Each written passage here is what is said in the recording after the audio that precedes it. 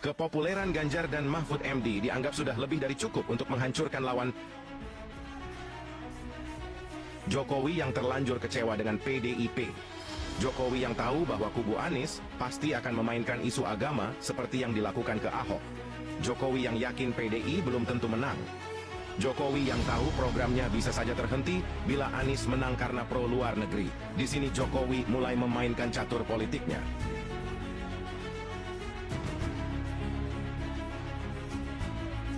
Jokowi tahu kekuatan Prabowo dalam Pilpres 2024 tidak begitu kuat. Masih kalah oleh PDI, masih kalah dengan Anies Ces. Tidak ada cara lain untuk memecah suara Anies agar ke Prabowo. Untuk memecah suara PDL agar ke Gibran, Jokowi, masuklah Gibran menjadi wakil Prabowo. Gibran masuk dan diusung oleh Golkar. Gibran fix keluar dari PDI. Masuknya Gibran ke kubu Prabowo disambut riang gembira dan semangat. Di sisi lain kubu PDI pecah. Suara PDI terbelah sesuai prediksi Jokowi. Suara Anies pun terpecah karena masih banyak yang setia dan kembali ke Prabowo. Satu langkah catur Jokowi sudah dijalankan, belum terlihat membahayakan oleh pihak musuh. Apalah hebatnya seorang Gibran. Mereka meremehkannya hingga keluar kata dua belimbing sayur Gibran, anak inggusan. Tentu beda level. Mereka jauh lebih tinggi. Ibarat mereka bintang, Gibran hanyalah debu.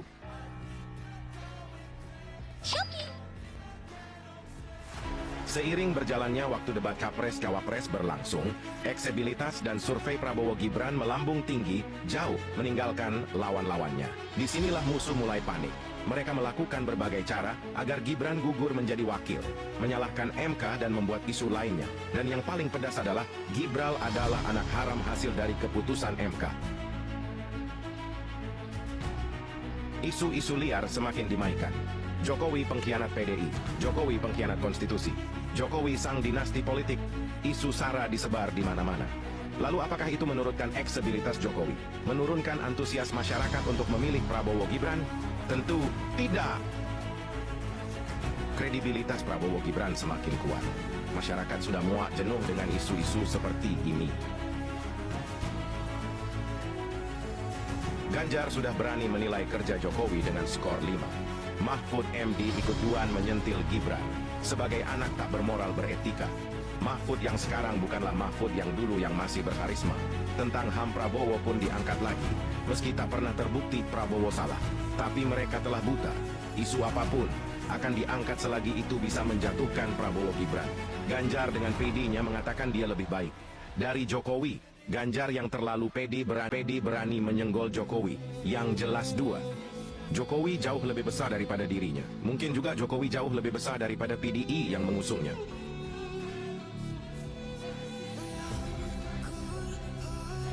Andai kemarin Gibran menerima Anies atau PDI menjadikan Gibran wakil, tentu keputusan MK tidak pernah disalahkan.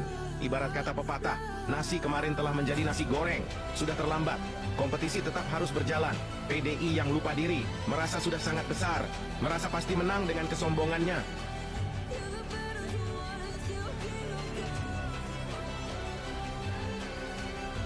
PDI lupa atau memang tidak tahu. Banyak masyarakat memilih Jokowi bukan karena PDI, tapi karena sosok Jokowi itu sendiri. Dan sekarang banyak yang pilih Prabowo. Bisa jadi karena ada Jokowi di belakangnya. Sekarang PDI sedang di tepi jurang. Ada yang lebih seru dari pemilu tahun ini. Adalah saat Jokowi menyembelih banteng. Tidak begitu kuat.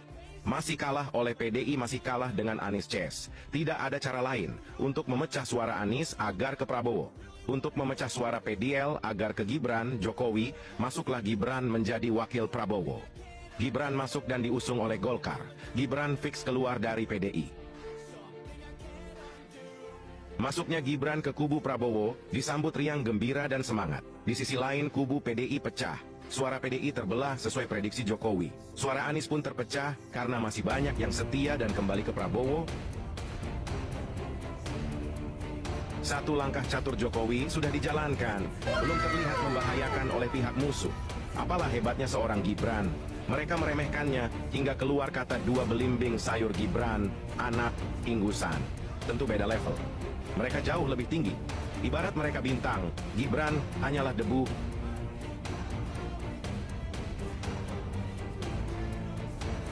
Seiring berjalannya waktu debat Capres-Cawapres berlangsung, elektabilitas dan survei Prabowo Gibran melambung tinggi, jauh meninggalkan lawan-lawannya. Disinilah musuh mulai panik.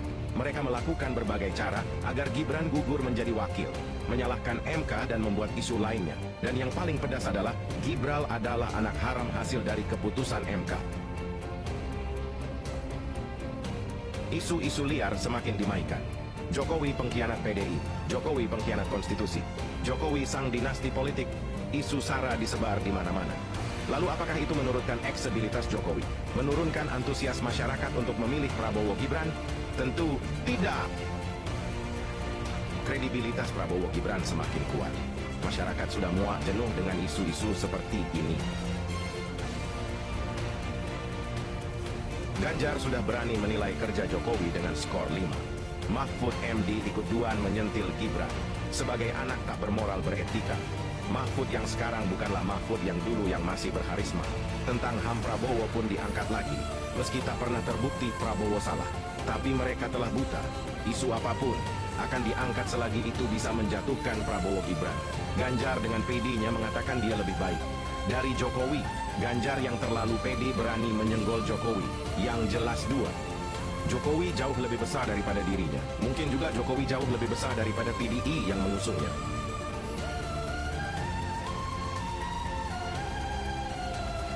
Andai kemarin Gibran menerima Anies atau PDI menjadikan Gibran wakil, tentu keputusan MK tidak pernah disalahkan.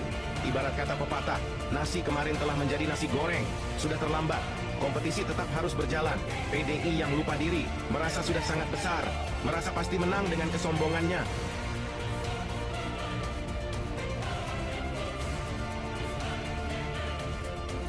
PDI lupa atau memang tidak tahu. Banyak masyarakat memilih Jokowi bukan karena PDI, tapi karena sosok Jokowi itu sendiri. Dan sekarang banyak yang pilih Prabowo. Bisa jadi karena ada Jokowi di belakangnya.